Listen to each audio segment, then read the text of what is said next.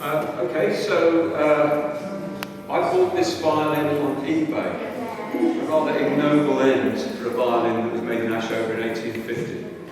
I had no idea what I was buying. It just looked like a nice violin. I bought it on eBay. It cost me about £100. It had not been played for well over 100 years. It was absolutely covered in grime and grit. I don't know where it had been stored. Most of it was undone and needed refurbishing. There's a repaired crack on the front. Somebody else had done that. So after a couple of months of work, I brought the thing back to life, and I wasn't sure what the back of the violin was made of. And my friend who's a timber expert explained it was made of British cherry wood, which in the 19th century and 18th century violin makers would use for two reasons. One, when they couldn't get maple, but secondly because it has a very sweet sound, so they might deliberately choose it over maple. And his expert opinion had probably been sourced from a furniture maker by John Wilson, whose name is on the label, John Wilson 1851. And the face of the violin is of extremely fine spruce, pine. And I've never seen a violin with such fine, close grain. And my friend says to me, that is hill-grown spruce. It's slow-grown spruce. The reason that the grains are so close together is each year of growth is very close, it doesn't grow very much. So it would have been grown probably locally on sparse soil without much nutrients, blown around in the wind in gales, in Derbyshire storms, and that will have contributed towards its sound. So you've got timbers which are particularly going to create a particularly sweet violin. Having been inside the violin to repair it, it is certainly not made by a master violin maker, and it wasn't made at speed. It was made very carefully by someone who didn't really know what they were doing, who's done their best to replicate what a violin should look like.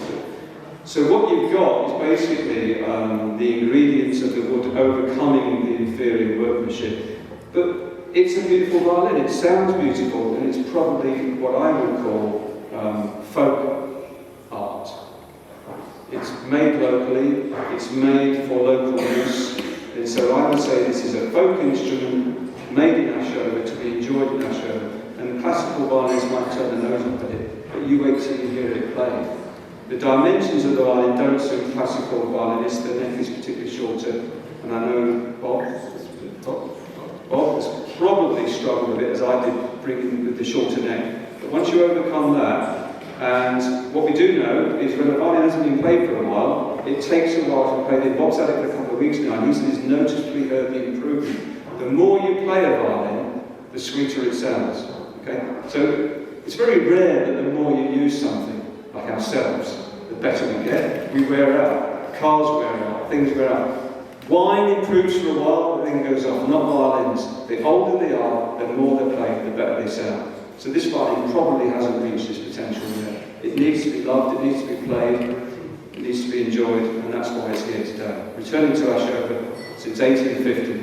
John Wilson's grave, geography fact, is over there. If you enter the churchyard, and there's a gateway, and it says uneven ground, there's a yellow sign by a green one, and his wife is the first person on the gravestone, Anne Wilson, and then John is underneath. So John died 9 years after the violin was made.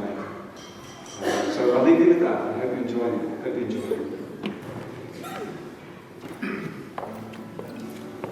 Well, we're just playing acoustically, but obviously you need a mic to do the announcements. This is going to start with a couple of tunes from what's known as the Ashover Book, which is a book of tunes and dances that was produced back in 1764, and it was used by a local dancing master with the tunes and to teach local people dances.